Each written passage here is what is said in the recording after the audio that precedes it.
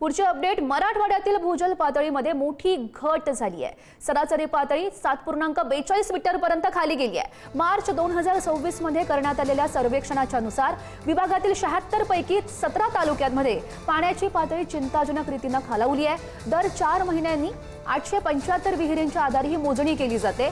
Monsoon पूर्व काळातच पाणी इतक्या खोलवर गेल्याने आगामी काळात शेती आणि पिण्याच्या पाण्याचा प्रश्न गंभीर होण्याची शक्यता आहे। त्यामुळे पाणी बचतीचं आवाहन आता केलं जात आहे।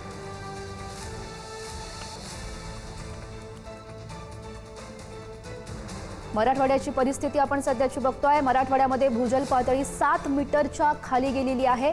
17 तालुक्यांमध्ये पाण्याची पातळी आहे ती खालावलेली आहे। त्यामुळे मोठं संकट आगामी काळात उद्भवण्याची शक्यता आहे। शेती आणि पिण्याच्या पाण्यासाठी ही धोक्याची घंटा म्हणावी लागेल।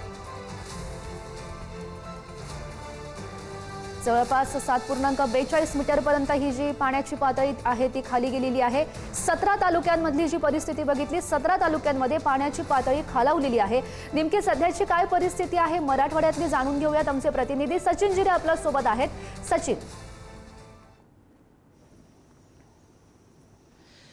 सध्या जर आपण पाहिलं तर मराठवाड्यामध्ये भूजल पातळी ही 7 मीटरपेक्षा खाली गेलेली आहे। 7 मीटरपेक्षा खाली जाणं म्हणजे ही धोक्याची आणि गंभीर बाब असल्याचं जलतज्ञांचं म्हणणं आहे। गेल्या प्रत्येक 4 महिन्यामध्ये ही तपासणी केली जाते, मात्र यावेळीची ती जी तपासणी आणि जे आकडे आले ते धक्कादायक। याचा परिणाम असा होतो की जी बोरवेल आहे ना, विहिरी, त्यांचं पूर्ण पाणी आटलं जातं आणि पाणी भूजलच्या खाली जातं। म्हणजे 7 मीटरपेक्षा खाली जाणं म्हणजे एक प्रकारे ही फक्त तात्पुरती उन्हाळ्यापुरता हा प्रश्न नव्हे तर हा कायमस्वरूपी प्रश्न निर्माण होऊ शकतो जर का पुन्हा पाण्याचा आपण निचरा केला नाही तर। कारण की येत्या काळामध्ये एकदा जर ही पाणी पातळी भूजलची खाली गेली तर ती भरण्यासाठी वर्षानुवर्ष आणि मोठा कालावधी लागतो आणि त्याचा परिणाम असा होतो की ज्या पिकांना म्हणजे ऊस असेल, केळी असेल, या पिकांना जेव्हा मोठ्या प्रमाणात पाणी लागतो मात्र यामध्ये उत्पादनामध्ये घट निर्माण होते आणि त्याचा बाजारपेठेवर परिणाम होतो, शेतकऱ्यांवरती परिणाम होतो। अशा पद्धतीची हा सर्व प्रक्रिया असते। आणि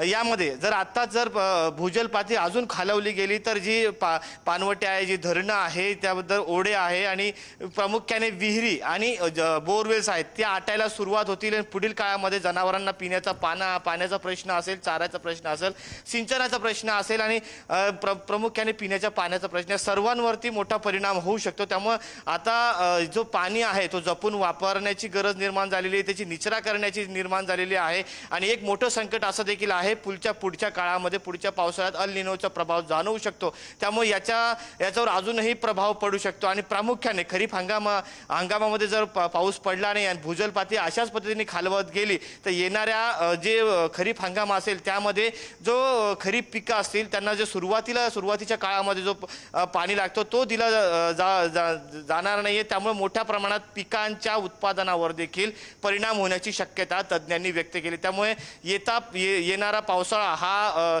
उन्हाळा जरी मराठवाड्यासाठी चिंतेची बाब असली तरी पावसाळ्यामध्ये जर पाऊस पडला नाही तर ही गंभीर बाब म्हणून समजली जाऊ शकते आणि त्यामध्ये मोठा धोका हा मराठवाड्यासाठी ओढावू शकतो। त्यामुळे आतापासूनच उपाययोजना करण्याची गरज निर्माण झालेली आहे। नक्कीच सचिन, कदा शेती आणि पिण्याच्या पाण्यासाठी ही धोक्याची घंटा म्हणावी लागेल। त्यामुळे पाणी जपून वापरण्याचं आवाहन आता केलं जात आहे। सचिन, धन्यवाद दिलेल्या सगळ्या सविस्तर माहितीसाठी।